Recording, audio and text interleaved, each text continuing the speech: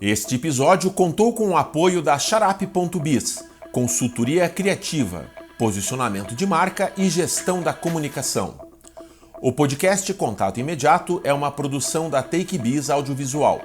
Se você quer produzir seu podcast, curso online, vídeos para as redes sociais, documentários ou vídeos institucionais, entre em contato.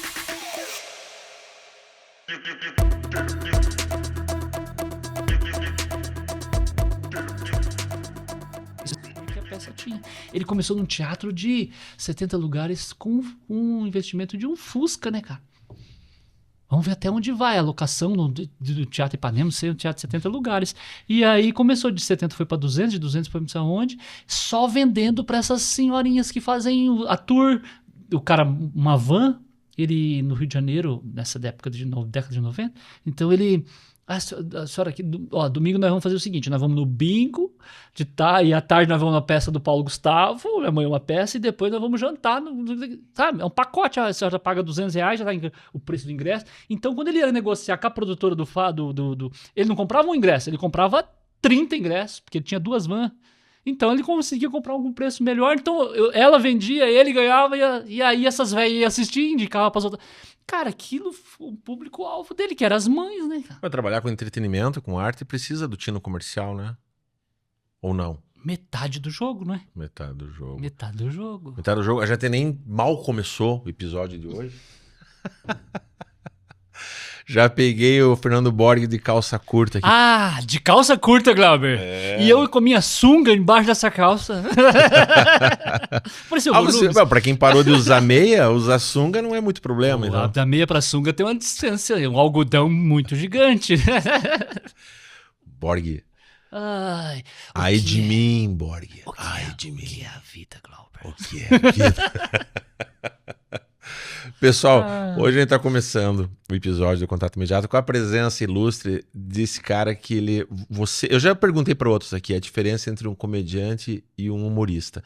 Eu não coloco ele em nenhum desses pacotes. Nem eu, porque eu não me considero nenhum deles. Exatamente, eu te considero um observador falante. Um observador é muito bom. Um observador falante, né? Um estudioso da alma humana. O estudioso aí você está indo um pouco além do que eu... Mas é um estudioso daquele que procura olhar o que há de pior na alma humana e faz uma alquimia disso. Transforma isso em textos de humor. Palavras bonitas para descrever a coisa que eu faço. Isso é muito bom. O observar. Então você vai na praia para ficar olhando o quê? O mar ou os prédios? um senhorzinho falou para mim ontem em Balneário. Eu sou da época que as pessoas vinham aqui em Balneário para olhar o mar, tirar fotos do mar. Agora vem aqui na frente do prédio do menino Ney para tirar foto de prédio. Ele tava indignado. Eu falei, pois é. Cara, tem gente que vai à beira do mar, senta lá pra ler livros. Mas é maravilhoso. Eu também acho. Mas a gente não pode contar isso muito pras pessoas, senão eu acho que a gente é meio que bicho esquisito, não é? Por quê? Fica lendo, em vez de você apreciar a natureza, fica lendo livro. O que você fica lendo na beira da praia, Borg? Ixi, Henry Miller tava lendo essa semana. Henry Miller, o que você leu? Nexus? Plexus e Aramis, não. Eu peguei um livro dele na Grécia, cara, incrível. Lá em Balneário tem muitas caixinhas de livros. Tem bastante caixinhas de livros. Tem alguns comerciantes, tem na frente do comércio, tem um morador lá, um senhor que tem uma propriedade que tem na frente da casa dele, tem uma caixinha de livro. E aí na biblioteca pública de Balneário, Machado de Assis na biblioteca, grande escritor. Aí quando você entra na biblioteca, antes de você entrar na biblioteca por si só, tem lá um monte de livros à sua disposição para tu levar, entendeu? E aí, numa dessa caixinha, eu parei esses dias, indo pra rádio, 6 horas da manhã, eu tava na caixinha, falei, pô, tô adiantado ainda, né? Estacionei o carro, 6 horas da manhã, frio de 12 graus em Balneário, eu abrindo uma caixinha de livro, Glauber Groski. Aí, olhando assim, Henry Miller. Aí parou o tiozinho do meu lado, assim, bom dia, falei, tudo bem, tu já leu? Quem que vai atrás de uma caixa de livro às 6 horas da manhã de uma terça-feira fria? Em Balneário Camboriú. Em Balneário Camboriú. Esse menino paranaense? É paranaense? Araponguense, né? Mas o araponguense, ele é do norte do Paraná, ele já quase que puxa um sotaque do sul de São Paulo. Tem alguma coisinha ali misturada, não tem? É, porque tem esse tradicionalismo, né? Tem uma tradição de paranaense ser conhecido por certo... Vina é uma coisa que a gente não conhece naquela nossa região lá. Lá é salsicha. Mas isso não é paranense, isso é curitibano e, então, mas e a região. Mas a região metropolitana de Curitiba é gigantesca, não é? E aí, guri, piá, lá não existe isso, lá é moleque, cara. É moleque. Garoto. O garoto já é já mais polido, né? E aí, piá? A piá é daqui pra baixo, né? Lá não tem piá. Piá bom de bola. Lembra quando lançaram piá bom de bola? Mas que é isso? Você moleque de Arapongas. Arapongas, norte do Paraná, ali, 40 km, no meio, né? Entre Maringá e Londrina ali, na meiuca ali. Para os que estão estranhando um pouquinho essa presença aqui na minha frente, traz um pouquinho só da tua biografia ali, nessa... Quem que era o moleque Fernando em Arapongas? Fazia o que de criança? O que você queria ser? Além de maquinista de trem, astronauta e cientista maluco, queria viajar no tempo? O que você queria? Você sabia que eu não tenho muita referência da minha... muita referência da minha infância, assim, sabe? Eu até procuro vasculhar bastante coisa, principalmente quando minha mãe manda fotos, né? E aí eu vejo eu com perna quebrada, braço quebrado, entendeu? Ué, por que eu quebrei essa perna? Você não lembra que você caiu do pé de caqui? Falei, puxa, tinha caqui aonde? Sabe? Tem umas referências que minha mãe sabe, mas eu não lembro. Mas eu tenho uma referência muito viva, Eu estudava na Escola Municipal Júlio Savieto, no centro de Arapongas, ali perto da Vila Nova. E a gente morava uma quadra da escola, nos fundos das casas dos nossos avós. E eu tinha um tio que era dono de uma banca de jornal. Tio Hélio era dono de uma banca de jornal. Solteirão, morava com os avós ali, meus avós. E eu chegava na hora do almoço e a minha avó me dava marmita, eu com 7, 8 anos, pra me levar pro meu tio na banca de jornal, pra ele almoçar. Que era 2 quadras dali, entendeu? E aí quando eu chegava na banca de jornal do meu tio, cara, enquanto ele almoçava... Eu era o dono da banca. Eu tomava, porque não dá não almoçar ali. Então ele mocosava e aí eu ficava ali, entendeu? Toma conta pro tio. Claro, né, tio? E aí, cara, eu tinha tudo aquilo ao meu alcance, Glauber. O que meus amigos ali da faixa etária de 7, 8 anos nem sabiam. Que era a turma da Mônica, o tio Patinho, Cebolinha, Playboy da Fernanda Young, tudo ali à minha disposição, entendeu? Então eu tive acesso àquilo muito, muito cedo. Eu gostei, quadrinho, cara, eu vi o Maurício de Souza muito cedo, comparado aos meus amigos, né? Muito cedo, então aquilo me marcou demais, aquilo me ajudou demais, sabia? Aquilo me ajudou demais. Essa parte de formação, digamos assim, do hábito, principalmente do papel, né? Do papel, o hábito de pegar, de ler, e dali pro livro, do livro pro jornal, né? Uma sequência, né? E aí, quando a gente chegou na 5ª série... Aí eu conheci um amigo que queria ser ator, entendeu? Ele queria ser ator e ele também desenhava. E a gente tinha algo em comum porque a gente gostava da Turma da Mônica. E a gente fez uma amizade muito mais. Ele queria ser ator. E aí teve um dia que aquilo se concretizou pra ele. Que ele chegou pra mim e falou, puxa, eu vou montar um grupo de teatro amador que a gente vai participar de um festival de teatro. Eu falei, pô, cara, que da hora, Cido. Nossa, maneiro, né? E aí tu vai escrever a peça pra gente, né? Eu falei, eu... O que é uma peça de teatro, cara? Pois é, tem que haver uma peça, cara. Escreve uma peça pra gente. E daí eu fui na biblioteca e peguei uma peça lá do Nelson Rodrigues. A peça é assim. Do Nelson Rodrigues? Vestido de noiva, comecei por baixo. Aí eu olhei, então o nome do personagem. E aí, só que daí, Glauber, aí vem tudo aquilo que eu tinha dentro de mim, né, cara? Tudo que tinha em mim, que era a comédia, que é o que eu consumia na sessão da tarde, que era aquilo que eu gostava. Eu gostava do Steve Martin, eu gostava do Dan Aykroyd, eu gostava... Enfim, Jerry Lewis? Do Jerry Lewis eu gostava, mas não era, né? Pô, o Steve Martin me pegava mais que o Jerry Lewis. Mas estamos falando aí comecinho dos anos 80 já. 80 e alguma coisinha. E aí eu falei, puxa, eu quero escrever pra ele, porque ele era muito dramático, ele queria um dramalhão, entendeu? Falei, mas além de eu não saber escrever, eu não quero escrever, eu quero algo engraçado, né? Que mais ou menos o que eu consumo. E daí eu falei, puxa, vou dividir isso aqui em 2 então. Vou escrever pra ele e pra mim. Então eu criei 2 núcleos. O núcleo do drama e o núcleo da comédia. O drama seria um agricultor do interior do Paraná, com a família em situação complicada, indo até Brasília reivindicar os seus direitos. Um dramalhão mexicano ambientado em Terras Vermelhas. E o núcleo engraçado que seria o Aspone e o senador, né? Lá em Brasília, que seria o engraçado. E aí eu escrevi, levei pra eles, e eles, a gente vai ensaiar. E aí, poxa, eu quero ver vocês ensaiar. E daí eu lembro, isso pra mim é muito vivo. No colégio, assistindo eles ensaiar aquilo que eu tinha escrito. Glauber, é muito... Pra mim aquilo foi... Cara, estão falando que eu escrevi, isso é maravilhoso, você colocar a palavra na boca das pessoas, aquilo, eu já estava satisfeito ali, entendeu? Pra mim aquilo estava ótimo. Mas daí, ali a 3, 4 dias da apresentação, o cara que ia fazer o senador, que seria o engraçado, ele amarelou, ele falou, pra mim não dá. Tudo criança, cara, 14. Pra mim não dá, porque vai ter 200 pessoas no teatro. Eu tenho vergonha, Cido. Aí o Cido, você tá maluco, cara? Você vai me deixar? Falou, não, eu não vou. Eu vou trabalhar lá, eu ajudo vocês a fazer qualquer coisa. Mas eu não vou. 200 pessoas, pra mim, é muito. Aí ele virou pra mim, tu vai? Eu falei, o que eu vou fazer? Você faz o personagem, você é o único que sabe o texto, nós temos 2 dias.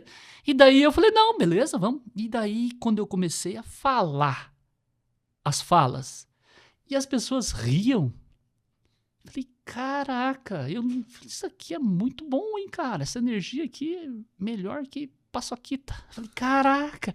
E aí, a partir dali, é que eu tenho a minha memória afetiva, digamos assim, ela é um pouco maior, entendeu?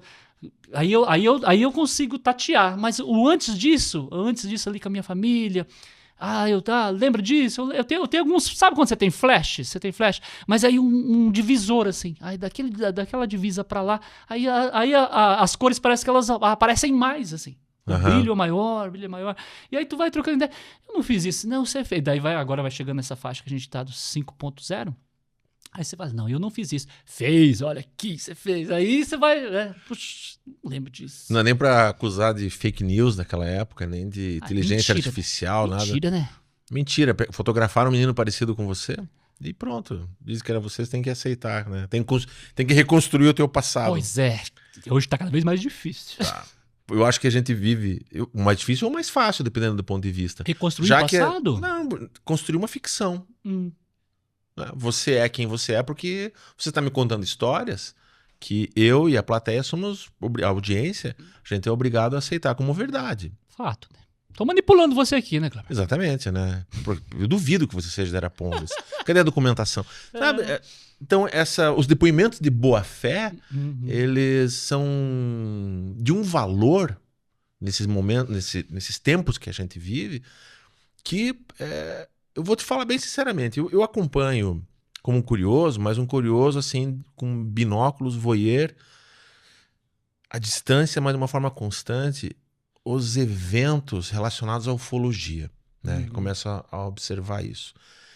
E à medida que o tempo vai passando, o pessoal vai comentando assim, mas não tem foto do disco voador verdadeiro. Né? E hoje, com tanto equipamento de boa qualidade, as fotos continuam borradas, né? E de repente começaram a aparecer fotos muito reais, imagens muito reais, que são todas ficcionais. São todas imagens construídas.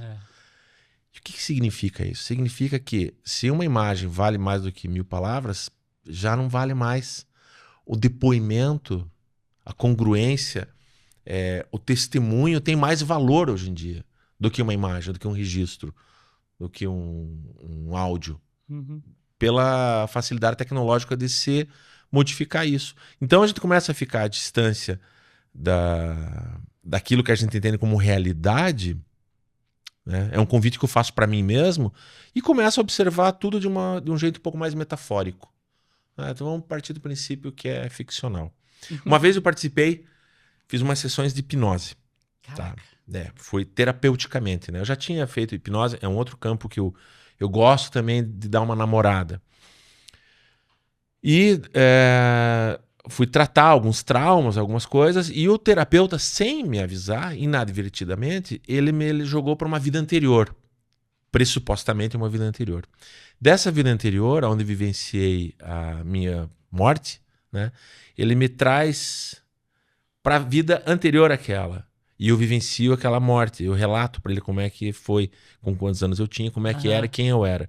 E aí, e aonde eu estava. E aí ele vai para uma outra vida. E aí ele vai 5 vidas. Ele vai manipulando assim? Ele foi levando, ele não manipulou, ele foi levando. E eu voltei consciente de tudo. E eu perguntei para ele o quanto, para ele, o que eu estava falando era verdade ou não. Era real ou não. E aí ele deu a melhor resposta que eu carrego e por isso que eu trago ela aqui. Ele falou, não faz a menor diferença se isso aconteceu ou não. Se a tua mente está entregando isso, é porque terapeuticamente isso é um objeto a ser analisado em você. Se você está trazendo esse conteúdo, Entendi. é isso que interessa.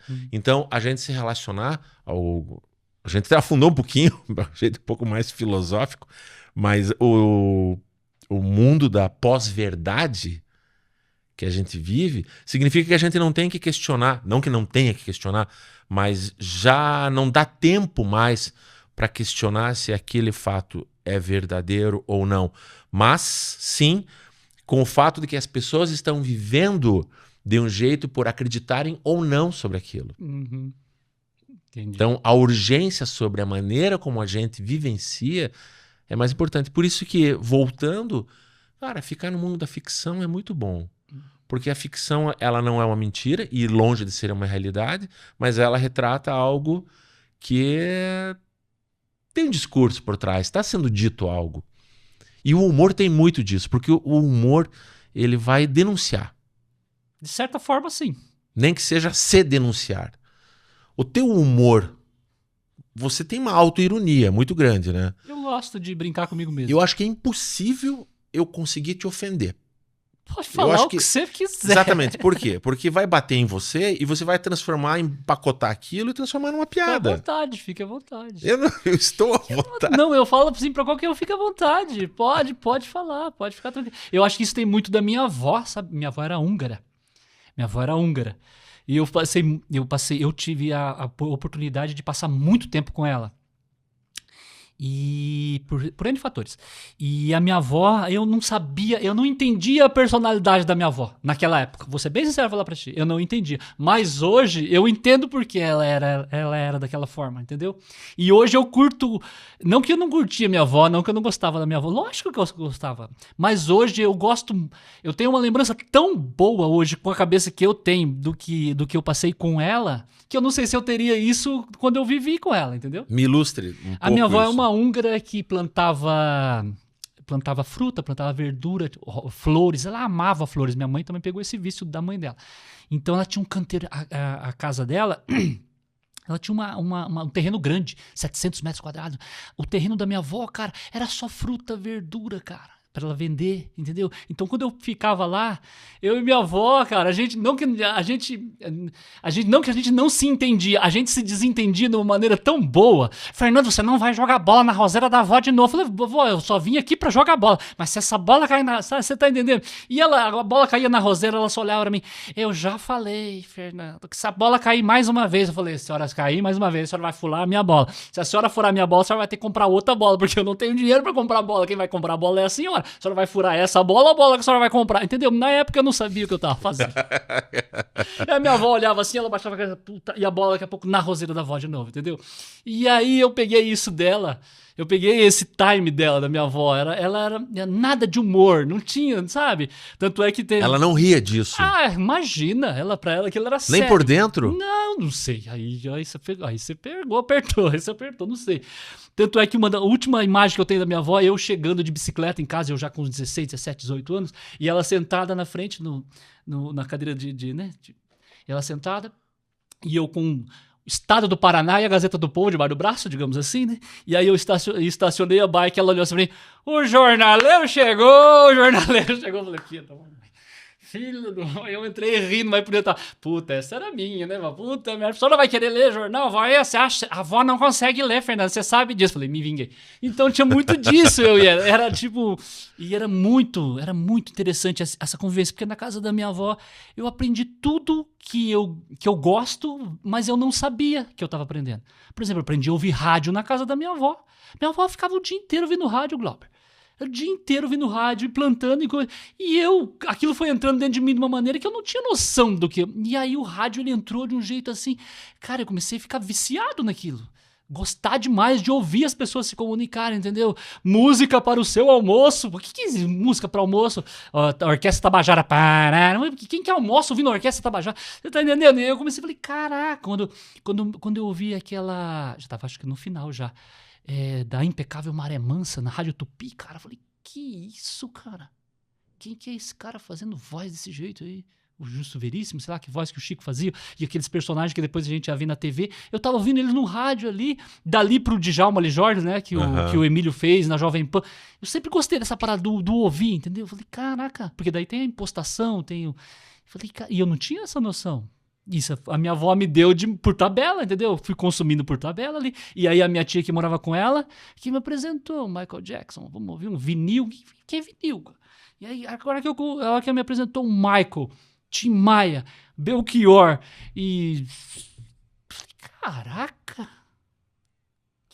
Eu sou uma pessoa muita sorte. É muita sorte isso, eu acho. Porque você tem um berço, eu acho muita sorte. Um ninho. É muita sorte. Que te proporcionou é muita sorte, essas Glauber. ferramentas. É muita sorte. Eu sou um privilegiado, cara. E com um alcance internacional. Você está falando ali em Arapongas, você tem um entorno que te alimenta isso, e você consegue também ter um acesso ao universal, né? Ao que está sendo produzido fora.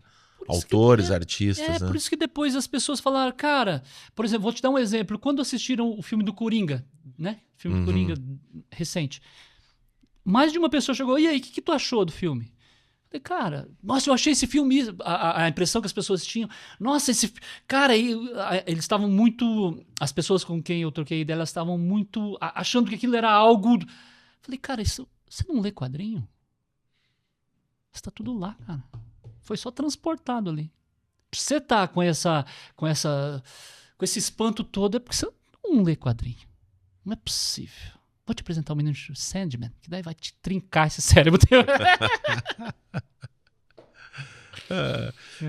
Você engana, viu, Borg? Você traz toda essa referencial pop, mas você tem um conteúdo um pouco mais profundo também sobre as coisas. Você gosta de questionar a coisa de um jeito mais existencialista, né? Quem são teus autores prediletos? Eu sei de alguns, mas eu gostaria que você assumisse amplo, isso. É muito amplo. É muito amplo. Mas fala um pouquinho de Bukowski. Bukowski eu gosto do Kerouac, eu gosto do Haruki Murakami, que é um japonês maravilhoso, Murakami, cara. Ótimo. Meu Deus, cara. O Henry Miller, cara.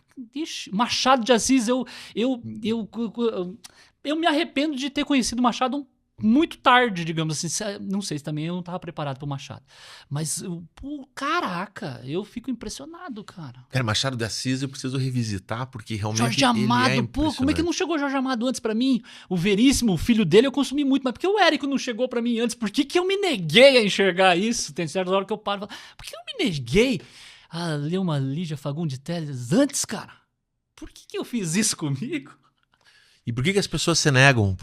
Qual que é a explicação? Hoje é mais difícil ainda, com os stories, todo mundo preso com a cervical dobrada para baixo, em ato de contrição ali. Por que, Glauber? O que está acontecendo com as salas de cinema, com as salas de teatro? Pois é.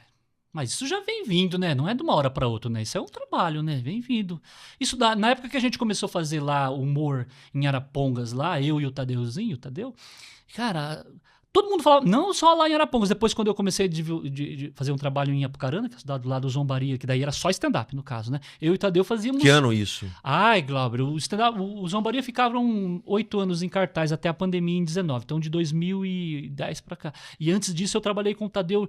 Com o Tadeu a gente fez muita... O Tadeu me conheceu exatamente nessa peça que eu fiz, que eu escrevi ali, que eu contracenei, porque ele já tinha uma verve de humor, entendeu? Ele tinha essa verve de humor. Ele consumia o Carlitos, o Chaplin, no almoço. Ele tinha essa verve. E aí ele me convidou, falou, vou fazer o Carlitos, vou fazer o Chaplin. Tu não faz o escada pra mim num evento? Eu fui com ele, fiz. E a partir dali, a gente começando a trocar ideia sobre comédia, falou, putz, a gente podia fazer umas coisas meio... O que você acha da gente fazer? Vamos fazer.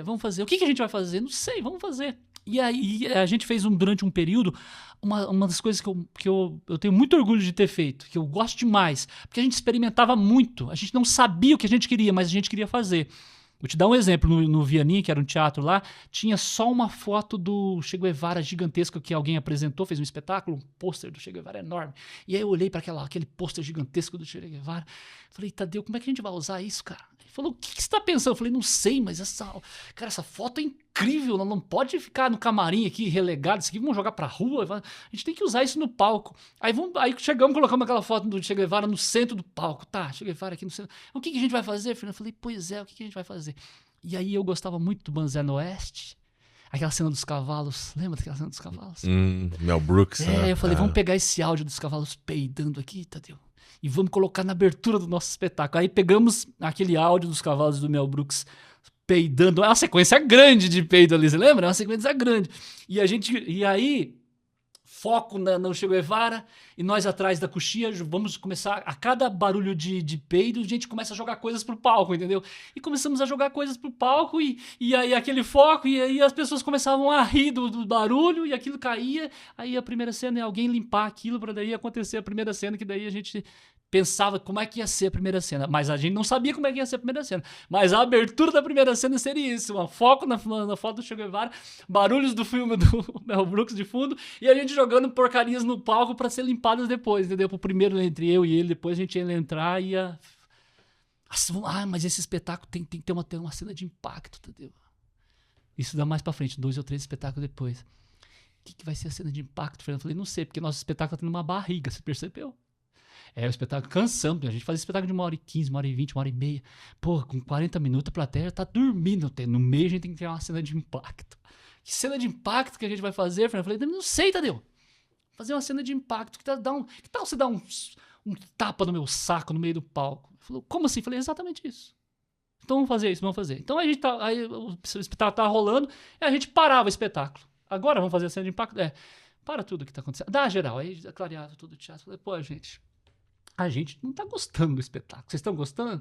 Tá dormindo aí na primeira fila, né? Você tá também? Puta. A gente chegou num consenso aqui que tá na hora de ser feita a cena de impacto pra gente ver se levanta esse filme, ver se levanta esse espetáculo. Aí, vamos fazer a cena de impacto? Você tem certeza? Eu falei, eu tenho certeza. Falei, a bilheteria não cobre tudo que você precisar de médico, tá? Não sei o que. Você sabe que a gente não tem condição. Eu falei, aí a gente criava o preâmbulo, eu dava 2 passos pra trás, então o Tadeu falava, 2 passos. Com você a cena de impacto, ele pegava e pô. E aí, ele saía do palco e eu começava a me contorcer. No que eu começava a contorcer a dor, as pessoas começavam a rir. Aí eu falava, você tá vendo o que eles querem? Eles querem desgraça. Aí as pessoas... E aí, criamos cena de impacto. E a gente fazia isso. A gente não tinha o final da cena. Às vezes a gente não tinha. A gente tinha só umas gags, mas... e o final? Então, e o final? E o final? E a gente subia no palco sem final, Glauber. Quantas vezes subimos no palco sem final pra cena? E a gente cavucava até achar o final. Vamos achar esse final, vai vir. Era um improviso puro, sem exercício de improviso, era improviso, entendeu? Uma vez a gente tava no camarim, janela aberta aqui, os carros estacionando, e eu e ele aqui no camarim. Parou uma caminhonete, uma Hilux, na época, o lançamento do verão. Um senhor desceu e 6 meninas incríveis, lindas. Mas olhando assim, mas será que elas vieram assistir a gente? E eu falei, aí o Tadeu, não, o mais interessante é elas estarem com aquele cara, essas 6. Eu falei, pois é, cara, vamos observar se esse povo vai entrar no teatro. Realmente, aí saímos, fomos acompanhar, eles entraram na fila pra entraram no teatro. Eu voltei e falei, Tadeu, eles vão assistir o espetáculo, cara. Aí ele falou, e daí, Fernando? Eu falei, não, isso não pode ficar assim, aleatório. Ele falou, exatamente o que você quer fazer? Eu falei, não sei. Mas não pode. Olha o que a gente acabou de ver aqui, cara. Tá, como é que ficou aí? A primeira cena, Tadeu. A primeira cena eu entro e vou lá fazer meu personagem lá, que é um policial. Então, beleza. Então eu vou entrar por trás lá e vou parar você, tá? Era isso só. Beleza? Beleza. Aí o Tadeu sobe, começa o espetáculo, ele tá fazendo o personagem dele lá, e eu entro por trás, subo lá no iluminador, que ficava por trás do teatro, subo lá no iluminador, eu vou descer lá embaixo, e a hora que eu perceber que o Tadeu dá um tempinho, você vai acender a luz pra mim. Tá, beleza. Aí eu desci, e o Tadeu fazendo o personagem, quando eu percebi, pegou uma piada, as pessoas riram, aí eu gritei, no fundo do teatro. Ele, o que foi? Eu falei, eu posso interromper seu espetáculo? Pode. Aí o cara deu a geral, falei, quem que tá com a caminhonete Hilux, placa ALX 7497? Aí o senhorzinho, eu, parabéns. Aí o Tadeu, parabéns, todo mundo parabéns, maravilhoso. Aí eu saí, só isso.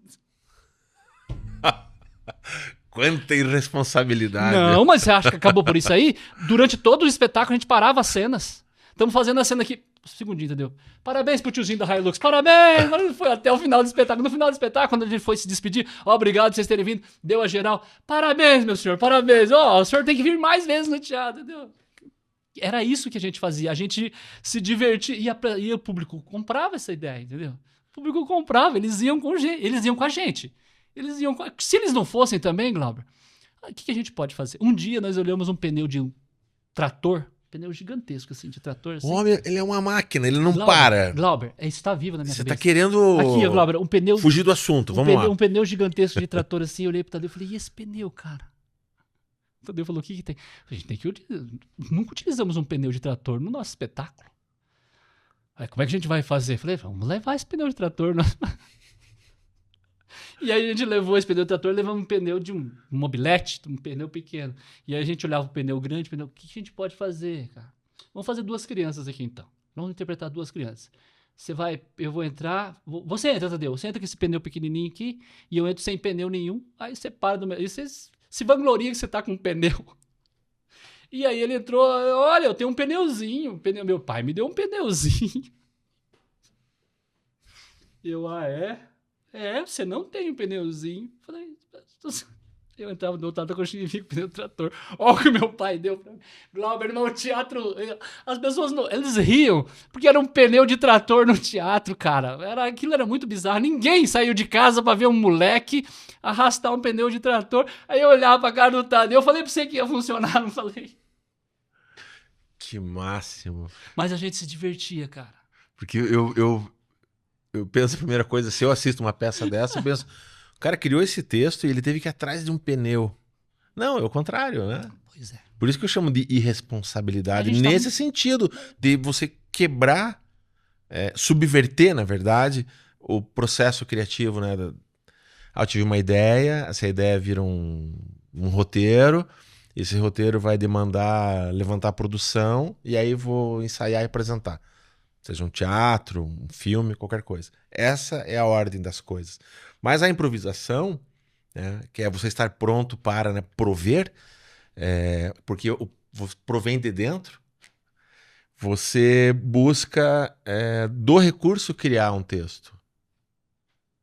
Cara, isso é sensacional. A coisa que se fala de uma cena de impacto, a estrutura narrativa de um filme, não só um filme hollywoodiano, mas de um filme qualquer filme, pode ser até Woody Allen, ele tem no meio dele aquilo que os estruturalistas narrativos chamam de ponto central, né? O Sid Field, né, que escreveu o Manual do Roteiro, que ele não propõe, um filme tem que ser escrito assim, não, ele faz o contrário, ele analisa dezenas, centenas de filmes até o final dos anos 70, começo dos anos 80, e ele vai descobrir elementos em comum.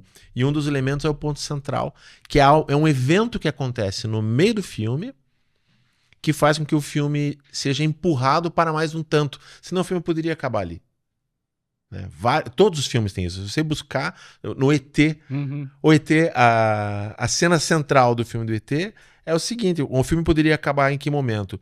O Elliot está com o ET na bicicleta, está indo em direção à floresta, e eles caem no penhasco e morrem. Não, eles não morrem. O ET faz a bicicleta sair voando, sim. Passar em frente. É um evento tão gigantesco que aquilo é uma cena de impacto que empurra o filme para frente. Né? E você descobre isso sentindo. Porque essa coisa do sentimento, esse não racional, por mais racional que a gente possa ser, quando você propõe utilizar uma foto, uma imagem, né, do Che Guevara, criar aquela cena, é uma cena que não faz sentido nenhum. Nenhum sentido. Em termos racionais, mas ela faz um sentido em termos de sensação. Ela provoca um humor. Você sabe por que as pessoas riram daquilo? Você tem ideia? Do mesmo que a gente riu. Por nada. Porque mas quando eu tinha vejo, uma congruência ali. Mas quando eu vejo o Val não Kilmer, narrativa. quando eu assisti o Val Kilmer caindo no rio e lutando embaixo, lembra do Top Secret? Era isso que eu queria fazer no teatro sem recurso. Eu não tinha recurso.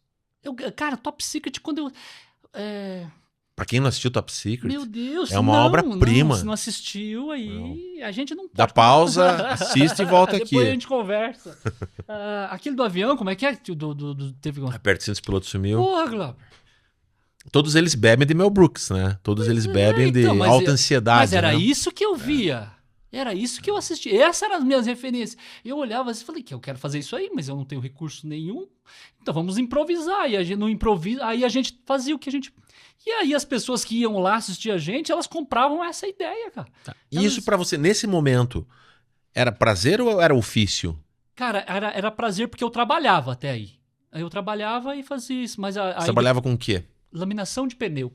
É perigoso essa atividade, né?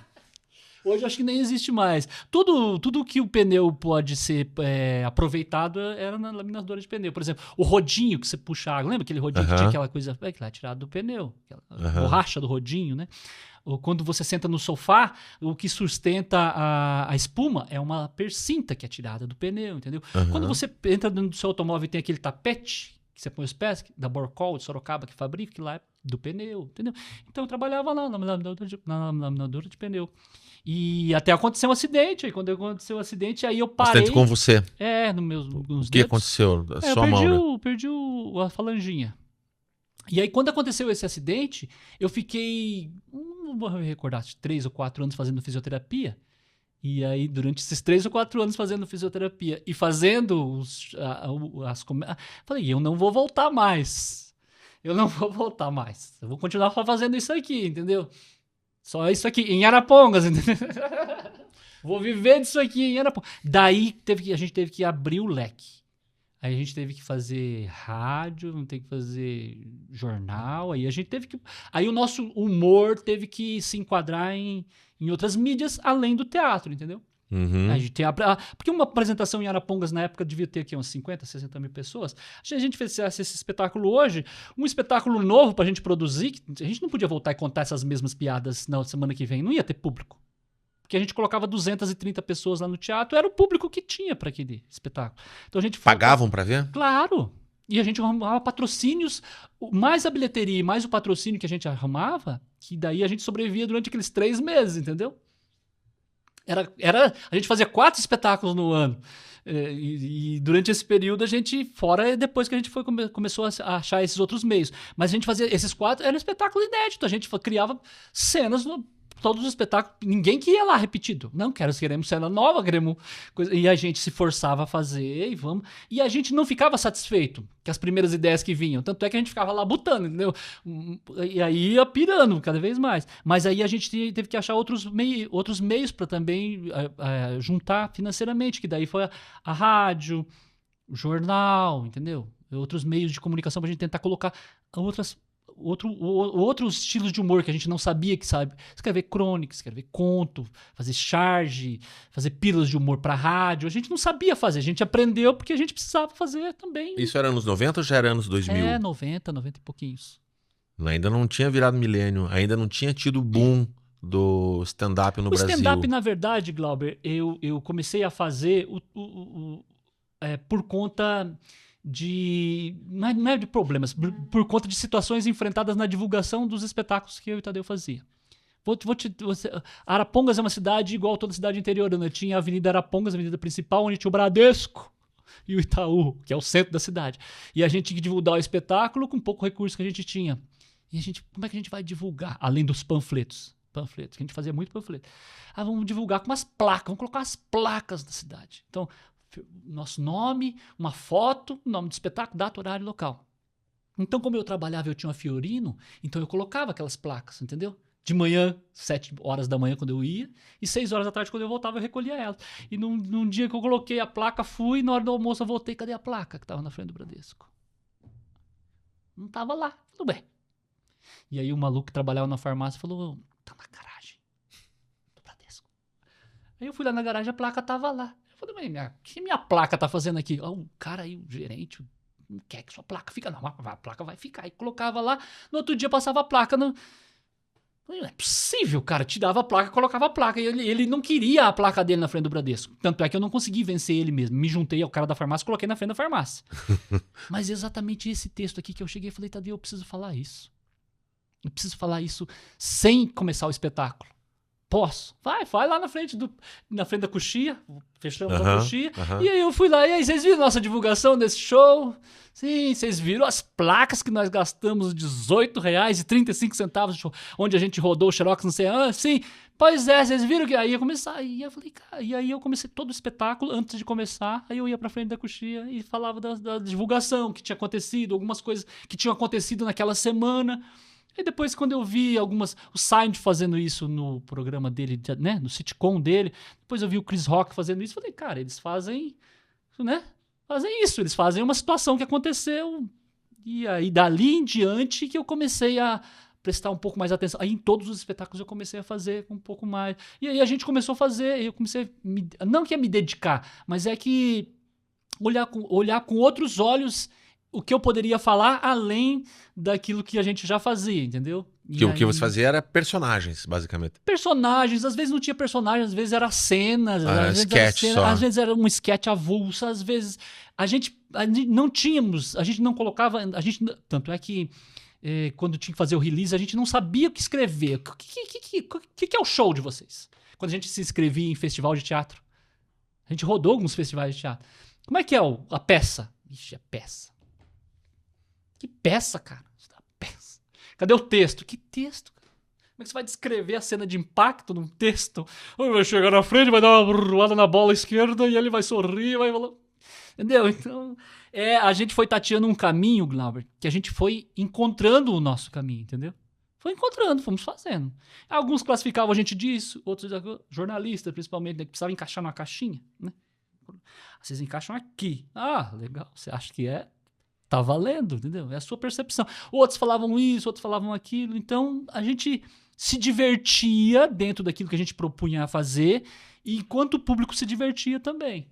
Mas a gente ia testando. Vamos fazer personagem. Quando os personagens funcionavam, o Sidney Carlos. Quando eu fiz o Sidney Carlos funcionou. Eu vou fazer mais um texto pro Sidney Carlos mês que vem. Funcionou de novo. Mas eles gostam mesmo do Sidney Carlos. Entendeu? Puxa, vou fazer outro personagem aqui. O Demores já era um personagem do Demores teatro ou não? Eu nunca fiz no teatro. Ele já foi pra televisão.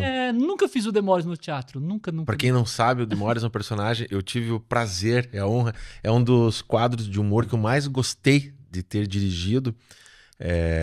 Quando foi feito pra televisão aqui há 15 anos atrás, 13 anos atrás, por aí. Nesse entorno desse período.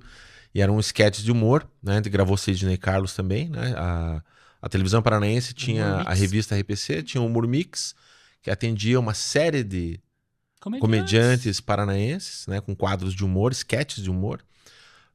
Tinha o Louco de Bom, que era dedicado ao Diogo Portugal, e os Casos e Causos, que eram os curtas-metragens. E dentro dos que eu dirigi, né? Alguns eu escrevi, né? Mas especificamente na parte de humor eu dirigia, né? O Demores era um personagem feito para a televisão, né? Ele tinha um pouco de surrealismo dentro dele, né? Muito! Que talvez para fazer para o teatro teria que fazer algumas adaptações, né?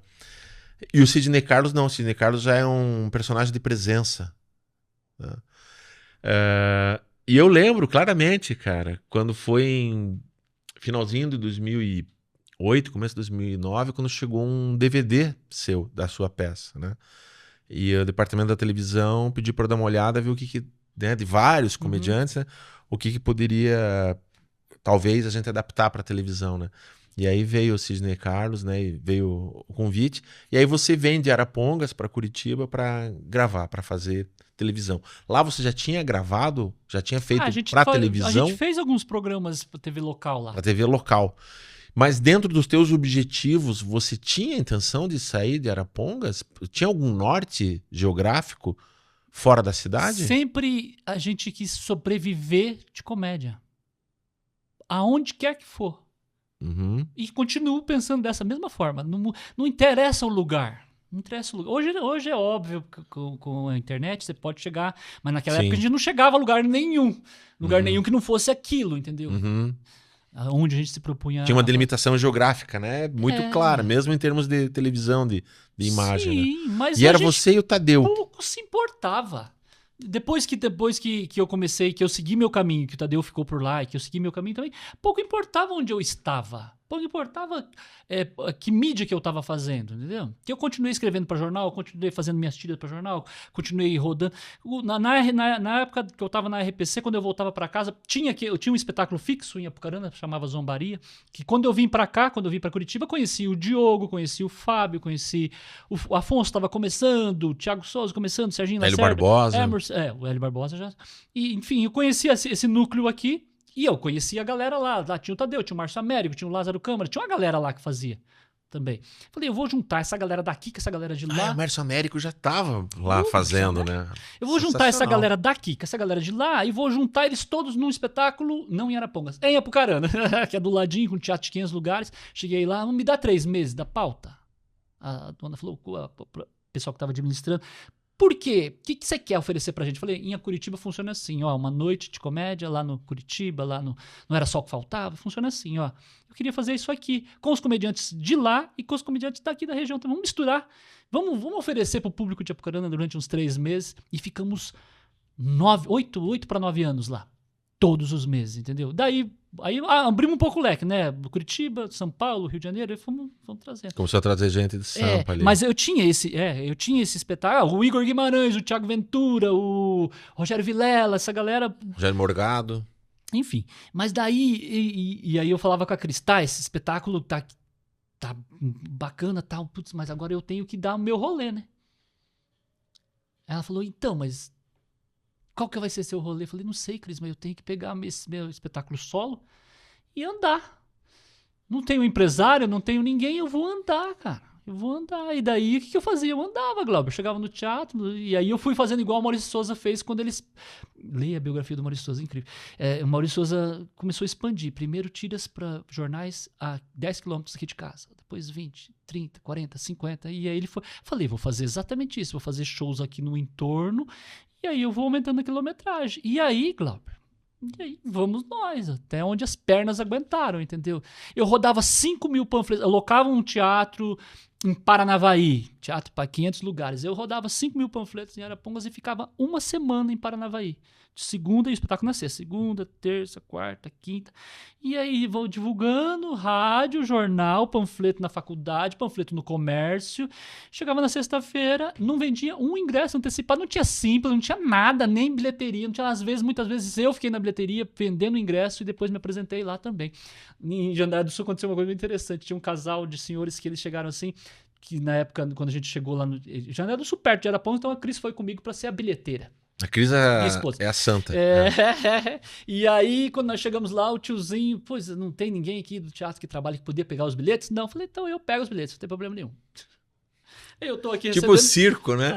Vamos receber. Opa, tudo bem? Boa noite, como é que você tá? Obrigado por ter vindo, Glauber, maravilhoso. Aí chegou um casal de senhor, um senhor e uma senhorinha assim, parou na minha frente.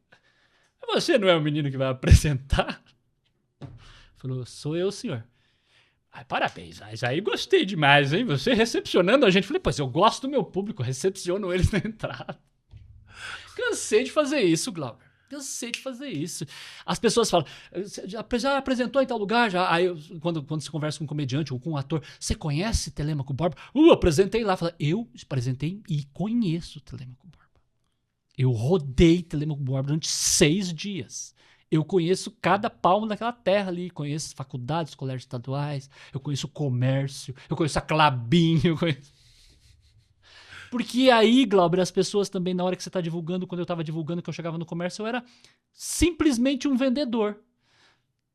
Você não me conhece, né, Glauber? Tá aqui, ó, eu faço um espetáculo de comédia, de stand-up, vou estar sexta-feira lá no teatro. Putz, você não vai me assistir, né? Mas enfim, se você mudar de ideia, não tiver nada pra fazer à noite. E aí eu ia saindo em direção à porta, aí a pessoa falava assim, mas que hora começa, tal, não sei o quê. Eu falei, pois então, começa às 8h30, se você puder chegar às 8 e pouco, você vai.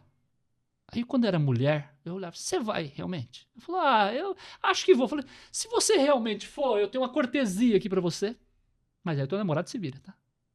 E eu dava uma cortesia pra ela. Eu tinha ali, tipo, o teatro tinha 500 lugares, 50 cortesias, eu andava com elas no bolso e eu olhava, assim, um público que eu achava que poderia ser público-alvo e eu distribuía aquela cortesia pra aquela pessoa. E, Glauber, com o tempo fui calculando que 80% daquelas cortesias realmente iam, cara. E aí aquelas pessoas depois vinham trocar, obrigado por você ter... Olha, eu trouxe fulano. E aí eram as armas que eu tinha pra jogar, porque eu não tinha dinheiro pra cartaz, pra...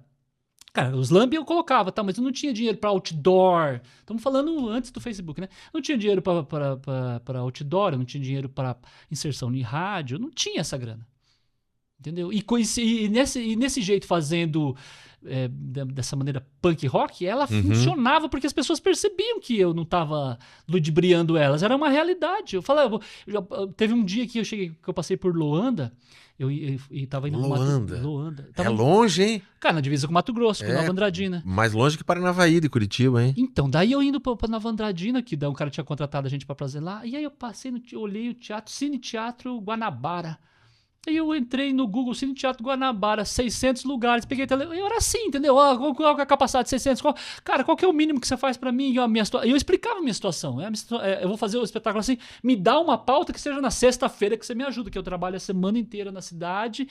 E daí eu fazia isso, aí eu vinha aqui, gravava com vocês, aí eu montava, fazia, entendeu? E aí íamos trabalhando. E aí, conforme eu ia, Glauber, nessas cidades, tinha jornal. Olha, eu tenho uma coluna de jornal que eu vendo lá pra Tribuna do Norte em Apucarana. Eu vendo pra não sei lá em Ponta Grossa. Olha, quer aqui também. E aí eu tentando, sabe, procurando os espaços. Trabalhando, é aquilo que eu falei pra você. Trabalhando. E sempre com magnetismo em Arapongas, sempre voltando a Arapongas. Porque minha casa tava lá, a Cris tava lá, o André família, tava sempre. lá, minha mãe tava lá. Nunca houve assim, peraí, vamos mudar o nosso núcleo para sempre pensamos, vamos pra tal lugar, Sério? vamos sim, mas por enquanto estamos trabalhando aqui, porque agora, nesse momento, entendeu? E aí também tem outra pessoa, por exemplo, a Cris, ela tinha as coisas dela, não podia passar por cima dela, entendeu? O André o André tá estudando, ele tá fazendo... Cara, então vamos fazendo aqui, vamos lá, daqui a pouco vamos lá. Aí quando eu fui pra São Paulo, por exemplo, foi que eu achei, falei, cara, pra mim esse show aqui em Apucarana tá funcionando, todo mês tá funcionando, tá, mas deu pra mim, deu. Aqui no Paraná, deu, assim, já rodei, já fui na Lapa, já apresentei em Guarapuava, deu, vamos. Aí eu fui pra São Paulo, que daí também eu já tinha o conhecimento dos comediantes que vinham de lá, então eu tinha um pouco mais de facilidade pra mim entrar em São Paulo, digamos. Você chegou a morar em Sampa? 3 anos e alguma coisa. Sozinho? Até na pandemia, né? Até a pandemia falou, volta pra cá. Daí não dá pra morar perto da Paulista sem pagando aluguel, sem ter como trabalhar. Não sei, quando falaram que era 40 dias, eu fiquei receoso. Falei, será? Não, falaram quarentena, ninguém falou 40 dias. Não, 40 dias, quarentena. Aguentamos em quarentena. Falei, 40 dias, será? Eu não sei quem que comprou essa ideia. Mas isso foi distribuído. Em janeiro de 2020, quando eu vi um TED Talk, né, um TEDx, de uma epidemiologista, e ela falando, quem quiser procure, é sensacional essa palestra, ela é importante ainda, uma epidemiologista. Ela falava assim, eu não sou médica, eu não sou enfermeira, eu não sou bióloga, eu sou epidemiologista. E a humanidade nesse momento está se dividindo entre antes do coronavírus e depois do coronavírus. Então isso aqui vai levar por baixo, com muita sorte, 2 anos. Ela falou aquilo. Aí quando começaram a falar de, 1 mês, 2 meses, final do ano, ninguém... Eu ouvi isso.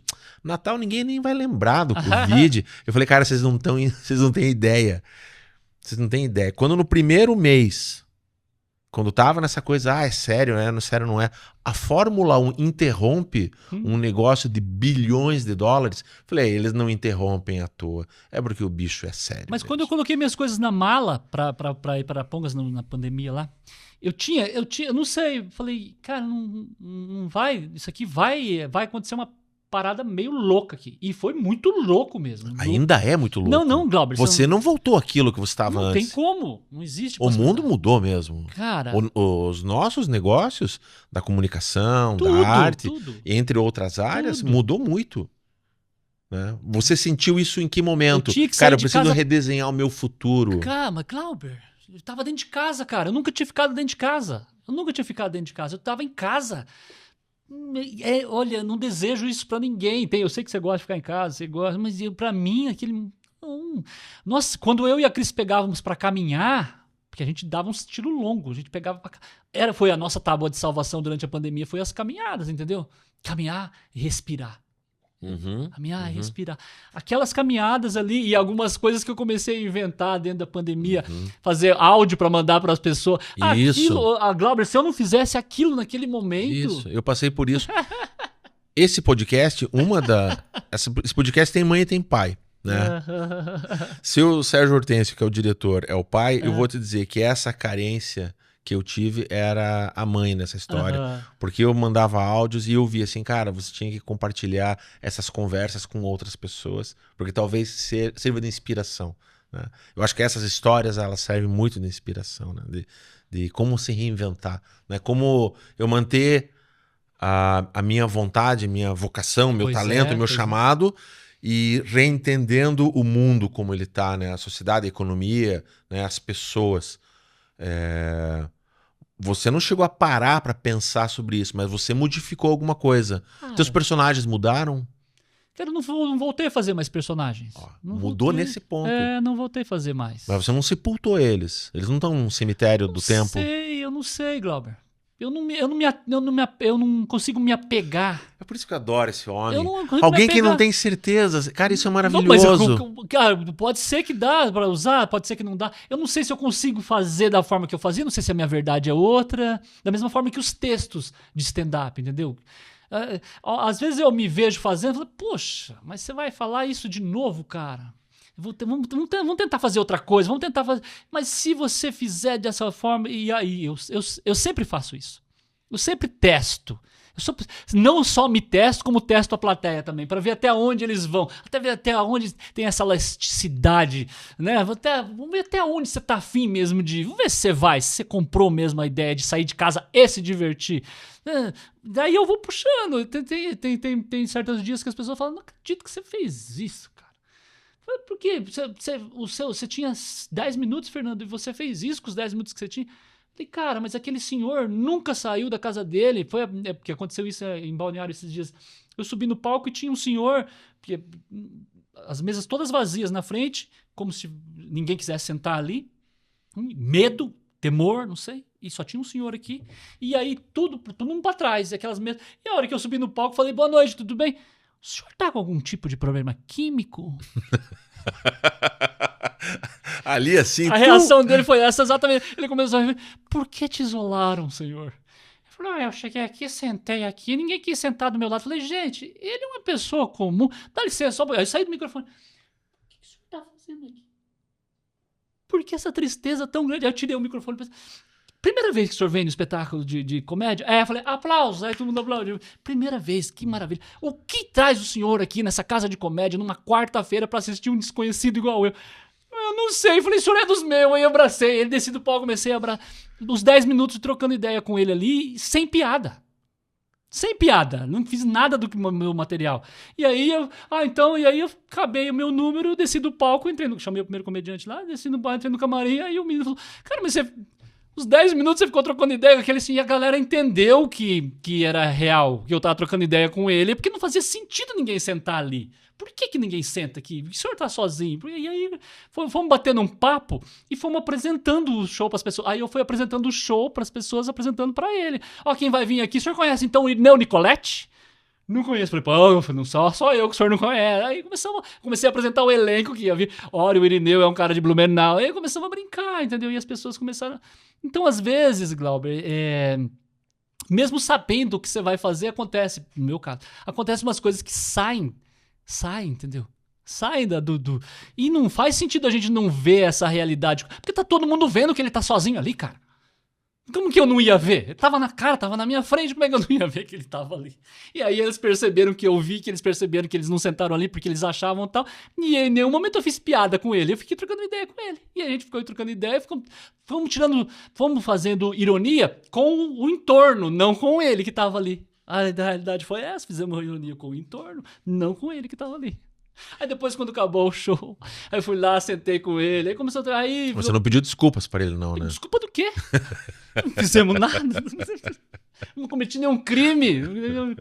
Eu quero vir então um dia que você vai representar aqui. Falei, venha. Aí o senhor vai ver que isso aqui foi a única coisa que eu sei fazer. O Marcelo Taz fala, não tem que dar satisfação da piada. Né? O Marcelo Taz diz que não se deve dar satisfação numa piada. Uma piada não deve nem ser explicada. né? Ou você ri ou não ri, ou você entende ou não entende. Né? Pois é, E acabou. ponto final, né? Foi. Então, Próximo. enquanto eu te sirvo Água. um pouco mais de água, me conte o seguinte. Arapongas, né? Paraná, você vai a São Paulo, aí volta para Arapongas, né? Pandemia. E daí depois, na pandemia, você vai a Balneário Camboriú. Santa Catarina. Qual que é o problema de Curitiba? Me conte. Enquanto eu abasteço, arranje uma boa resposta. Qual que é o problema de Curitiba? Frio, Glauber. Não, Balneário, poxa, eu gosto de mar, hein, cara. Eu gosto de mar. Balneário, ixi. Mas nós temos o nosso Matinhos aqui. Então, sim, eu sei, mas me desculpa o litoral do Paraná, mas o litoral de Santa Catarina, cara, meu Deus, como é bonito, Glauber. Eu conhecia muito pouco. Eu conhecia o que você conhece, que é muito pouco. Tá, mas vamos ser honestos. Você não foi pra lá por lógico que não. de livre, espontânea Não, decisão, né? Não, fomos por causa da Cris. A Cris Foi circunstancial. A Cris foi. E aí Mais uma circunstância, mais um pneu de trator na tua vida que Pois você é. transforma em um objeto de cênico na sua vida cênica. Eu falei, vamos lá. Ela tinha, por causa da profissão dela, falou, vamos mudar pra lá? Eu falei, vamos, Cris. Ou você vai voltar pra São Paulo, porque nós já estamos falando depois da pandemia. Ou você vai voltar pra São Paulo? Eu falei, vou lá contigo, vamos ver. Vou lá contigo, vamos ver. E teve uma sensação Porque de começar do zero? A Cris ia pra São Paulo. A Cris já estava armada para ir para São Paulo. Ela já estava subindo para São Paulo. Porque você estava em São Paulo. Porque a gente ia trabalhar junto. Porque ela falou, vamos fazer o que a gente fez no Paraná em São Paulo. E daí eu te ajudo. Aham. Tudo que eu fiz, todos os shows que eu fiz, tudo que eu produzi no Paraná, vamos fazer o mesmo em São Paulo, vamos fazer o mesmo no Rio, só que daí ela na frente, entendeu? Vamos. Tá, mas daí veio a pandemia, mudou a circunstância, e aí vamos para Santa Catarina. E aí em Santa Catarina, ali, no caso, para mim, falando como comediante, Balneário Camboriú, ele é muito bem localizado nesse sentido. Porque para mim, para Floripa, né? É pertinho. Pra mim, pra Blumenau, tem Comedy Club em Floripa, tem um Comedy Club em Blumenau, tem um Comedy Club em Jaraguá. Então, nesse sentido de deslocamento, cara, ele é muito, muito prático. E tem um público também em Balneário que não é feito... Balneário é uma cidade pequena. 100 e poucos mil habitantes. Mas aí temos turismo, então o giro de pessoas é muito grande nesse sentido, entendeu? Então tem essa opção do giro de pessoas que vão lá pro turismo e que de repente a comédia né? E aí, vamos... Mas deu uma sensação de começar do zero ali ou não? Sim, sem dúvida. É? Sem dúvida. Você teve que se apresentar nos lugares. Porque Olá, as pessoas sou o já me Fernando. conheciam, Ali né? já tinha... As pessoas têm uma referência, né? Tá. Ali, os clubes de comédia dali, o Irineu Nicoletti, por exemplo, tem o Porão Comedy Club. Pô, Irineu conhecia o meu trabalho. E ele abriu as portas muito generoso, foi muito generoso. E assim foi, ali, digamos assim, as pessoas me conheciam. Então foi muito mais fácil. O próprio programa de rádio que eu comecei a fazer lá, as pessoas conheciam eu como comediante, entendeu? Sabiam, mesmo eu não tendo nome, mesmo eu não sou uma pessoa conhecida, ninguém me conhece, mas ali existia uma referência, entendeu? Esse cara tem mais passado que futuro. E aí eu fui abrindo espaço ali, entendeu? E do zero, exatamente, do zero. E tá bom pra você hoje? Você se sente um local ou tem uma sensação de ser turista ali? Glauber, eu não sei. Como que eu vou te dizer? Eu tô ali fazer 3 anos, né? A percepção mudou daquele Fernando que ia pra praia pro Fernando que mora na praia. Mudou, a percepção mudou. Só que o desacelerar também ele é bom nesse sentido, sabe? E aí essa questão que eu entendo um pouco dos catarinenses, assim, que eles dizem... Eles têm a correria, eles vão, se mexem, então, mas eles têm um delayzinho assim de calma. É lá, vamos. Sabe, isso também me pegou um pouco, esse delay de sentar na beira da praia, colocar o pé na areia ali, respirar um pouco, entendeu? Andar de bike, porra, andar de bike. Quando que eu achei que eu ia andar de bike na beira da praia, assim, e respirar, entendeu? Glauber, eu não sei quando que eu vi uma pesquisa que Balneário Camboriú era uma das cidades que tinha mais suicídio. Sério? Nossa. Tinha lá um número gigantesco. E aí um dia eu trocando ideia com os senhores que jogam bocha lá, como que alguém pode... Cara, a beleza desse lugar, o mar, cara, a beleza incrível, a Praia Brava, aquilo... Como que alguém pode chegar nesse nível de dentro de um ambiente desse, dentro de um... Glauber, eu já fui muito do frio, eu já fui muito da chuva, mas eu gosto de sol, entendeu? Eu gosto de sol. Gosto de vida, gosto de vida. Não que eu não gostasse de vida, mas eu gostava, sabe, de você... Você tá explicando o teu desgosto por Curitiba, eu tô entendendo. Sabe aquele friozinho? Eu fui desses já, tá? Eu fui desses. Eu gosto. Eu vou ficar em casa, fazer uma pipoca. Mas hoje eu gosto de sol, cara. Hoje eu tô falando, tem uns 10, 15 anos pra cá, eu gosto de sol, eu gosto de gente, eu gosto de ver, eu gosto de vida, eu gosto de... Cara, e Balneário, e Santa Catarina tem muito disso. E aí a gente volta naquilo que a gente tava falando. Cara, o litoral é muito bonito, tem muitos lugares pra você ir, muito lugar pra você conhecer. E aí tem muito pra cavucar nesse sentido. Tem muito hostel, que eu comecei a fazer comédia em hostel em São Paulo. Porque tem muito hostel em São Paulo, eu tive essa oportunidade. E lá também tem. Então você vai achando outros caminhos também para poder trabalhar, né? Para poder apresentar. E seguir um caminho. E tentar tatear. A verdade é essa. Você tá empresariado ou não? Não. Não tem agente, nada. Ninguém tem coragem de falar. Você acha que alguém vai fazer isso? Que nome que tem, que conhecimento que tem. Olhando um pouquinho pra frente, o que você projeta? Se bem que é uma pergunta que eu não sei se eu deveria fazer. Você planejar coisas para o futuro. Quando você, na verdade, vivencia horizontalmente o teu dia a dia. Uma produção quase multimediática. Você é irrequieto nisso, eu sei disso. É texto, é cartoon charge, é rádio, fala, se apresenta, personagem, stand-up. Mas tem algum olhar para o futuro? Eu quero achar uma fórmula. Eu achei que você queria ser avô ou algo assim, não? Não, se for avô, isso é da hora. Mas eu quero achar uma fórmula. Fórmula? Eu quero achar uma fórmula. Porque eu tenho Mas você bastante... acha que você vai sossegar com isso? Eu tenho bastante conteúdo. Vou dar um exemplo pra ti. Eu tenho lá, sei lá, uns 10 livros lá. Tá. Esses livros, eles têm que sair daqui de dentro. Eles têm que sair da máquina, tem que chegar nas pessoas. Não sei se elas vão ler, mas tem que chegar. Tem que ter uma fórmula, não sei. O Homem Guanabara as pessoas deveriam ler. Pois é, aquilo ali, depois dele, tem muita coisa lá. E aí eu acho que... Eu li o manuscrito do Homem Guanabara e escrevi um prefácio. Não sei se você tem ainda esse prefácio. Tá lá. Eu gostaria de filmar o Homem Guanabara. Gostaria de poder comprar os direitos de adaptação cinematográfica. Barato isso aí. Isso é barato. Tem umas crônicas que eu fiz 17, 18, 20, fiz uma sequência. Falei, eu vou escrever 18 crônicas na sequência, vou pegar essas 18 crônicas e vou juntar todas elas. Eu mandava semanalmente para as pessoas, inclusive mandava para ti, e sobre um assunto, pegava e fazia. Então eu tenho essas 18 crônicas, dá uns, sei lá, 60, 70 páginas. Essas 18 crônicas estão lá. Eu quero achar uma forma de chegar às pessoas, essas crônicas, entendeu? Agora, de que forma, eu não sei. Não sei se eu vou imprimir, eu não sei se eu vou digital, vou vender elas digital. O que eu vou fazer? De que forma que eu vou fazer? Porque antes tinha esse caminho, né? O livro. Ninguém mais...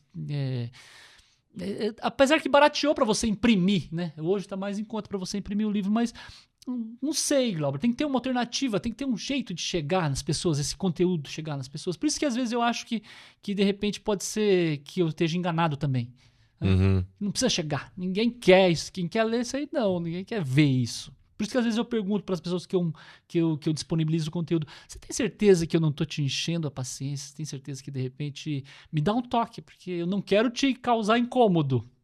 Eu gostaria de dividir isso que eu tô fazendo aqui contigo, mas se tá te causando incômodo, se tá te causando, né, se tá te atrapalhando, então eu não gostaria que você se sentisse mal. Muito pelo contrário. Então acho que às vezes por aí, às vezes não vai acontecer de sair de onde tá lá. Igual o Guanabara. Às vezes não vai acontecer, ele vai ficar lá. Não, o Guanabara vai acontecer sim, vamos dar um jeito nisso. O único prefácio que eu escrevi de um livro na minha vida não vai ser publicado, não é possível. Você é um Miguel Falabella do interior do Paraná, é um cara irrequieto. Não acho, mas é uma forma de elogio. É uma forma de elogio, sim, né? Claro. Não, na verdade eu acho sim. Eu não tenho nem certeza disso, se eu acho isso ou não. Mas, quando eu vejo alguém que tem esse olhar multimediático e é irrequieto, que é o que o Miguel Falabella é pra mim, além de ser um ótimo ator, né? Ele é um criativo ambulante, né? Multimediático também. Eu não sei se ele busca a fórmula. Eu não sei se buscar a fórmula talvez seja o caminho, mas não encontrá-la. Então, É como talvez buscar o pote de ouro no final do arco-íris, né? É bem isso. É interessante observar dessa forma. Você tem algum hobby? Ô, louco, Glauber, eu assisto filme para um caramba. Sério, leio muito, cara. Gosto de andar de bike agora, gosto de andar de bike também. Tá, você gosta de andar de bike, né? Eu tenho que chegar no... Ah, o audiolivro acho que dá, né? Pra eu ouvir andando...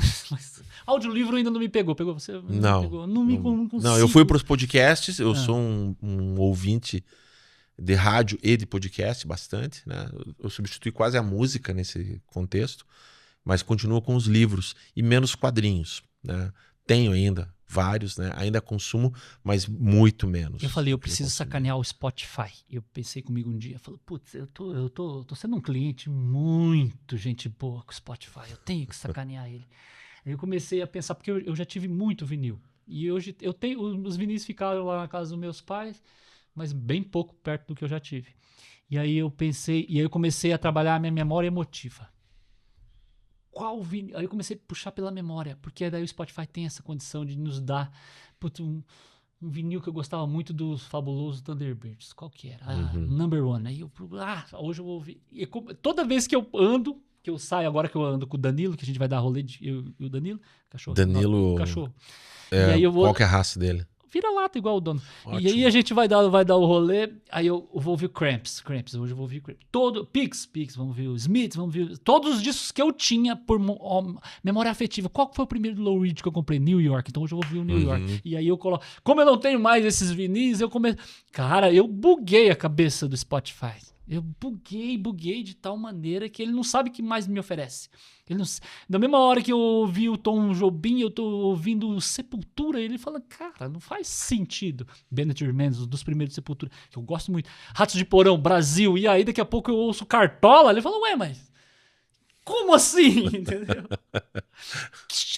Onde entra o Charlie Parker nessa? Quem esse cara vai ouvir Charlie Parker? Não é possível. Ele tava ouvindo Disney Mary Chain, não é possível, entendeu? E o Spotify ele desistiu de me entender. O dia que eu estive na casa do Afonso, o Afonso é um viciado em samba, pagode, né? Afonso Padilha? Aí eu Sério? Fiquei na casa do Afonso uns 2 dias lá em São Paulo, a última vez que eu fui pra lá. E aí, poxa, eu fiquei na casa dele e aí o YouTube da casa do Afonso, você clicava lá, só samba, né, irmão? Falei, isso aqui não tá correto, né, Afonso? Isso aqui não tá correto. Nos 2 dias que eu fiquei lá e a gente foi almoçar um dia, aí o Gui Preto, o Guilherme, chegou lá, o Guilherme, ele olhou assim, ué, mas Sting? Aí eu buguei o algoritmo do YouTube do Afonso também. Pois é, Sting. Pô, tem um Sting acústico num podcast de rádio, não sei se é canadense ou americano. Sabe que tem aquele monte de disco atrás? O Sting, cara, é maravilhoso. Tem um cara que faz o violão, o Sting no... Meu Deus, cara, como é bom. Como é bom, eu não lembro, NPC, NPR, mas enfim. E aí eu tô sacaneando muito o algoritmo da Netflix também. Não adianta eles me oferecerem filme, não adianta. É perda de tempo eles oferecerem. Sabe que eu comecei a assistir ontem? Um filme de 2001 do Jack Nicholson, tem o Jack Nicholson, tem o Mickey Rourke, tem o Benício Del Toro, A Promessa. Que é o último dia que ele é um policial e acontece uma situação complicada com uma criança e ele promete pra mãe da criança que vai descobrir. Nesse filme ele tá de bigode, né? Exatamente. Eu fucei Jack Nicholson, achei e falei, esse eu não vi do Jack Nicholson ainda. Nada a ver, o algoritmo não entendeu nada aquele Jack Nicholson. Nada. Falei, de onde deixou achar algo aqui do Jack Nicholson? Fazia muito tempo que eu não via nada do Jack Nicholson. Fazia muito tempo. Deixa eu fuçar um Jack Nicholson. E é verdade, ele tava com bigode. Eu nunca tinha visto ele de bigode, Glauber. O Jack Nicholson de bigode... Ele tem nos anos 70, eu acho, algum faroeste que ele fez, eu acho que ele tava de bigode ali. Mas é por mais bigode, talvez até um pouco de barba. Esse é de 2001. Esse é 2001, Cara, é um bom filme, cara. É um bom filme. Jack Nicholson, gosto mais do Jack Nicholson. E o Mickey Rourke também tá bem. O Benício Del Toro, cara. Olha, só esse trio. Eu falei, meu Deus, cara, só é por esse trio. A hora que eu vi, eu falei, caraca, como é que eu não achei isso? Às vezes eu perco um pouco de tempo procurando, mas eu acho. Por isso que buga, né? O algoritmo buga. Eles querem entregar mais do mesmo, comigo não funciona. E isso daí vem muito da videolocadora, né, cara, que a gente tinha essa experiência. Então, quando você entrava na videolocadora, tu olhava aquela quantidade. Tá, tem os lançamentos aqui. Sempre vinha os meninos. Que chegou. Sempre vinha o Sérgio Hortêncio. Sabe que o Sérgio Hortêncio, ele é nosso diretor aqui. Sério? Mas ele trabalhava, cara, na videolocadora. Ele recomendava filmes e tudo. Olha o que acabou de chegar aqui, as branquelas. Olha que legal. Eu pegava por educação, né? As branquelas. Tá locando bastante? Tá, ótimo. Então, daqui a pouco eu já chego nas branquelas aí. Cara, eu sempre fui de fuçar. Vamos fuçar aqui, vamos achar alguma coisa aqui. Amazonas na Lua nunca ia chegar se não fosse dessa forma. Pô, Amazonas na Lua eu fuçando assim, um monte de sketch. Lembra? Um monte de sketch. Falei, caraca. Como é que ia chegar no Monty Python dessa forma, sem oferecer? Não, quando é que a menina da videolocadora ia oferecer a vida de Brian pra mim? Se eu não ia fuçar lá. E não tava nem na comédia. Sabe que no final do podcast aqui eu sempre pergunto alguma recomendação de filme ou de livro, né? Ou os dois. Você já deu zilhão aqui. Mas eu quero que você dê uma recomendação de filme e de livro para novíssima geração, caso alguém tenha 20 anos ou menos não vai aqui. estar assistindo a gente. Não vai consumir. Não vai estar assistindo, né? Mas sei lá, né? Nunca se sabe, né? Caso alguém conheça alguém que tenha 20 anos e queira recomendar, o que poderia recomendar? Uma pessoa de 20 anos hoje, eu recomendaria aquilo que eu fiquei abismado quando eu fiz um texto dele no palco. E não foi uma vez só, hein? Mais de uma vez eu subi no palco. E aí, alguém aqui conhece o Tarantino? Glauber, que miséria. É mesmo, né? Tarantino era tão novo há pouco tempo atrás. Mas eu tô falando quando eu apresentava no Nathan em São Paulo, eu tô falando de 2019, 2018 ali, que eu fiz que ele lançou Era Uma Vez em Hollywood. Isso é 18, 19? Não é? Não lembro mais. 20? É recente, né? Quando eu fiz esse texto em cima do Era Uma Vez em Hollywood, que eu chegava no palco, primeira coisa, pra entrar no texto, eu perguntava, quem é que gosta do Tarantino? Cara, de 50 pessoas, 2. Era muito... E aí eu entrava no texto Era Uma Vez em Hollywood, que eu gosto demais, que eu assisti 6 vezes, e a minha esposa falou, você vai ver esse filme pela 6ª vez, Fernando. Sério? Você viu mais de uma vez esse filme? 6 vezes. 6 vezes. Fernando, a fita do nosso caminho você assistiu uma só. Por quê? Eu falei, porque o filme do Tarantino tem um final feliz. Era Uma Vez em Hollywood. Maravilhoso, Glauber. Eu li o livro, incrível o livro. Existe um livro daquilo? Claro que tem. Que tem, maravilhoso. Não é possível. Maravilhoso. Era Uma Vez em Hollywood. Apesar que eu sou suspeito, né? Cães de Aluguel também, acho que vocês deveriam assistir, que é o primeiro e último. Eu recomendaria Cães de Aluguel. Ou Era Uma Vez em Hollywood, eu não sei, eu tenho muitas ressalvas com o Tarantino. Eu gosto demais, cara. Eu gosto demais das coisas que o Tarantino gosta. Mas eu acho... Aí, a minha opinião, claro, né? Com certeza. Eu acho um cinema muito já processado, sabe? Eu acho ele pouco... Ele traz pouca raiz, né? Acho agradável, de qualquer forma. Mas eu acho pouca... Eu gosto das raízes, né? Eu gosto daquilo que o Tarantino consome. Com certeza. Não do que ele destila, né? Aquele... Mas é difícil eu recomendar, por exemplo, para esse público novo. Eu acho impossível eu recomendar, por exemplo... Não vou nem chegar em Han, mas vou chegar em Meu Ódio Será Sua Herança. Sam Peckinpah. Maravilhoso. Porque ele já é um filme também ultra processado de um movimento do faroeste, que a gente conversava, nós dois, outro dia, de uma linha, de uma escola do faroeste, né? Ele é um filme que encerra uma escola, né? Ele se propõe a ser assim. Mas fica muito difícil porque sempre vai faltar referência. Eu teria que alimentar... Para sugerir isso, eu teria que pedir para a pessoa assistir Era Uma Vez no Oeste. Só que para assistir Era Uma Vez no Oeste, tem que assistir a trilogia do Dólar. E para poder assistir a trilogia do Dólar, tem que assistir No Tempo das Diligências. Só que No Tempo das Diligências já é o filme número 96, cara, do John Ford.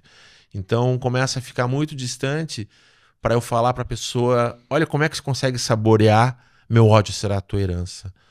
Quanto mais para chegar nos Os Oito Odiados. Quanto mais para chegar nesse Tarantino, por exemplo. Então eu olho assim com muita nevralgia as referências e fica muito difícil eu recomendar para uma geração mais nova. Mas eu não erraria muito se eu recomendasse O Jovem Frankenstein, por exemplo. Que eu acho que é um filme que funciona ainda. E as referências das quais eles bebem estão na cultura pop ainda. E na literatura, o que você poderia recomendar? Só nesse parênteses, por exemplo, eu não ia chegar nunca nos Irmãos Marx, Nunca. Se não fosse o Woody Allen, por exemplo. Uhum. Quando ele cita mais de uma vez, porque eu cheguei nos Irmãos Marx, porque o Woody Allen citou uma vez.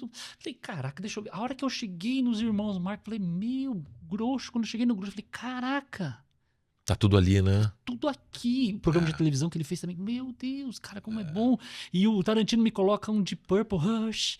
Falei, meu Deus, essa trilha, essa música é incrível. E é uma música, não é aquela obscura do Deep Purple, mas você não vai trocar ideia com nenhum cabeludo que vai falar do Rush. Ele vai falar de N músicas do Deep Purple. Mas essa é incrível, cara. Leitura tem que ler o Kerouac no final. O On The Road é um Kerouac é incrível, eu gosto demais.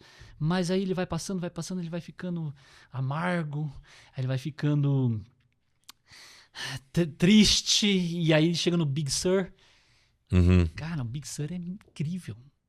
Ele é bem pra baixo, mas ele vai na profundeza, entendeu? Tanto é que ele chega uma hora que Big Sur é porque ele se isola numa praia. Tem hora que os poemas são os barulhos do mar. Ele é um Paulo Leminski que cara, ele tecla os barulhos do mar.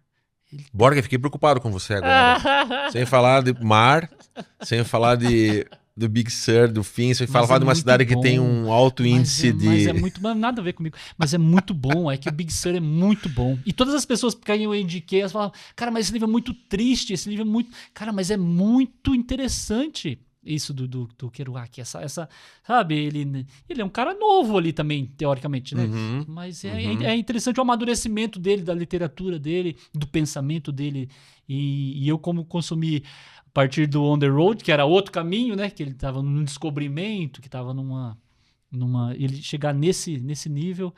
E, pô, eu gosto demais do Big Sur, eu gosto muito. Algum autor mais recente que você tenha descoberto, assim, recentemente? Tem muita coisa. Que te impactou? Novo, autor novo. Mas não precisa ser novo. Mais recente. Cara, o que eu tenho, tem muito autor gaúcho que eu acompanho. Tem o Sarau Elétrico, que é um sarau que dá pra você assistir no YouTube. Coloca lá, Sarau Elétrico. Meu, tem muita coisa boa, tem muito autor gaúcho bom. Eu sou muito simpático com a literatura gaúcha, sabia?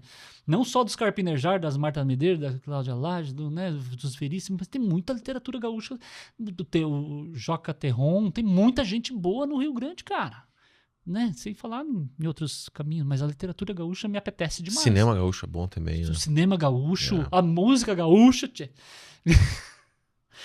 Porto Alegre, se prepare. Eu acho que tem um cara que vai descer um pouco mais ao sul aí. No momento não vou. No momento tá meio difícil a situação lá, né? Não. No momento e num futuro breve. Vai né? demorar um pouquinho, né?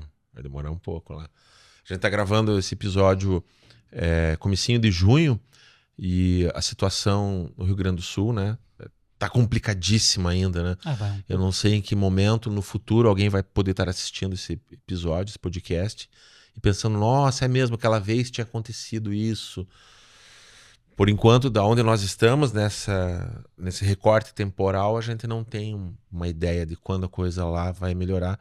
E no cenário geral, né, a situação toda, o ser humano ele passa muito tempo... esperando as coisas melhorarem, né? O ser humano passa muito tempo na 101. Na 101. Glauber.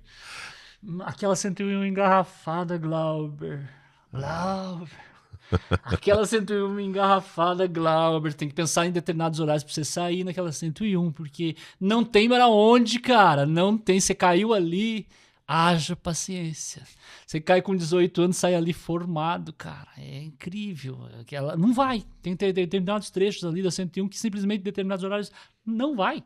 Não flui. E eu vindo pra cá, hoje falei, poxa, me livrei. A 101 tava tranquila. Nossa, me livrei. Aí chega na Avenida da Torres aqui, meu Deus do céu. Eu falei, não, aqui não, gente. Quase dentro de casa. A bicicleta é o futuro. Bicicleta. Você sofreu um acidente há um ano atrás? No pé. Com o quê? O tarso, metatarso, cadarço, tudo aqui embaixo. Fazendo o quê? Bobeira, né? Coisa de velho. Aquele minuto de bobeira eu fui atropelado. Aquele minuto de falta de atenção. E 1 minuto, 35, 40 segundos, cara, como demora. É 1 ano que eu tô lutando. Agora que estamos tentando voltar. Agora que estamos... Puxa, ganhei algo que eu nem sabia que eu tinha, que chama panturrilha. Eu nem sabia que eu tinha panturrilha. Você só virou o pé na rua, é isso? Não, foi passado por... O pneu passou por cima do meu pé, cara. Que isso? Mas tá. Em vista do que tava, estamos bem recuperados. Fez cirurgia e tudo? Não chegou, só quebrou. fisioterapia. Só quebrou, a fisioterapia estamos fazendo. Fisioterapia, mestre. Eu tô formando já em fisioterapia.